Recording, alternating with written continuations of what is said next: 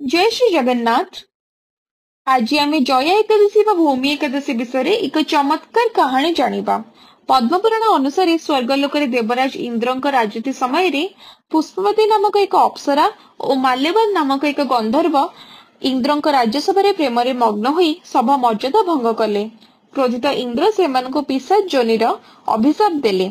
स्वर्गच्युत हुई दुही हिमालय रे बहु काल धरी जंत्रणा भोग करथिले एवं शेषरे जया एकादशी उपवास करी श्री भगवान विष्णु आशीर्वाद रे अभिशाप मुक्त होई स्वर्ग को पुनः प्राप्ति कले। तेबे एही एकादशी उपवास कले भगवान श्री विष्णु तथा स्वयं परम ब्रह्म श्री जगन्नाथ महाप्रभु मनुष्य को तार भय और भूत पिशाच जंत्रणा मुक्ति देई थांती। तेबे आपण एकादशी उपवास करंती कि? एही कहानी भल लागिले आम वीडियो को लाइक करंतु, अधिक एमती वीडियो पाई सब्सक्राइब करंतु।